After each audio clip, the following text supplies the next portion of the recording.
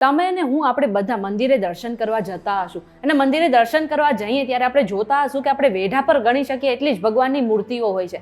પણ શું તમને એ ખબર છે કે આપણા ભારતમાં એક એવું મંદિર આવેલું છે જ્યાં 99,99,999 મૂર્તિઓ આવેલી છે? હવે તમે જાણવા માંગતા હશો કે મંદિર ક્યાં આવેલું છે, તો એ જાણવા માટે આજનો આ વિડીયો જોઈ લો.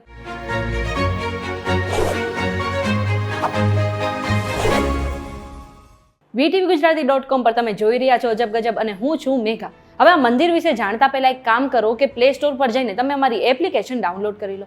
હવે આપણા ભારતમાં ઘણા બધા રહસ્યમય મંદિર આવેલા છે અને મંદિરના રહસ્ય આજ સુધી નથી ઉકેલાયા.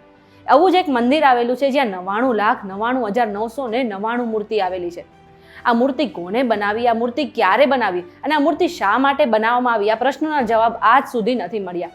હું જે મંદિરની વાત કરી રહી છું એ મંદિર ત્રિપુરાના રાજધાની અગરતલાની પાસે આવેલું છે અને આ મંદિરનું નામ છે ઉનાકોટી મંદિર. આ મંદિરને લઈને લોકોના મનમાં સૌથી મોટો પ્રશ્ન એ છે કે આ મંદિરમાં 99,99,999 મૂર્તિઓ જ કેમ આવેલી છે અને 1 કરોડ મૂર્તિઓ કેમ નથી આવેલી?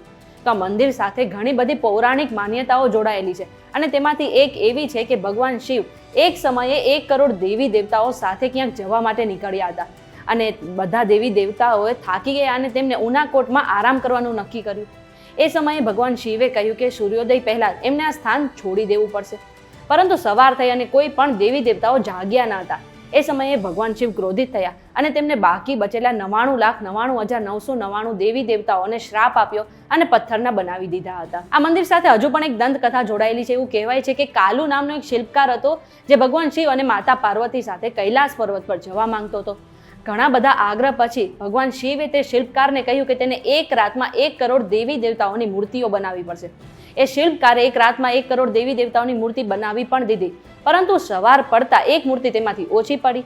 એટલા માટે તે શિલ્પકાર ભગવાન શિવ સાથે કૈલાસ પર્વત પર નહોતો ગયો. આ મંદિર જે છે અગરતાલાથી 145 કિલોમીટર જેટલું દૂર આવેલું છે અને તે પહાડી વિસ્તાર પર આવેલું છે. સાથે જ આ મંદિરની આસપાસ ગાઢ જંગલો છે અને આ મંદિરની આસપાસ જે જમીન આવેલી છે તે ઘણી બધી કીચડવાળી છે. એટલા માટે વધુ પ્રમાણમાં લોકો આ મંદિરમાં દર્શન કરવા નથી જતા. એમ છતાં મંદિર પર આટલી બધી મૂર્તિનું નિર્માણ કેવી રીતે થયું એ આજ સુધી પણ એક રહસ્ય છે. આ ઇન્ફોર્મેશન તમને કેવી લાગી અમને કમેન્ટ કરીને જરૂરથી જણાવજો. જો આજના વિડીયોમાં તમને કંઈ નવું જાણવા મળ્યું હોય તો વિડીયોને લાઇક અને શેર કરી દો. સાથે જ આવી અવનવી માહિતી માટે અમારી ચેનલ VTVGujarati.com ને સબસ્ક્રાઇબ કરી લો. આ ઉપરાંત દેશ દુનિયાના બીજા સમાચાર મેળવવા માટે તમે અમારી વોટ્સએપ ચેનલ સાથે જોડાઈ શકો છો, જેની લિંક તમને ડિસ્ક્રિપ્શનમાં મળી જશે.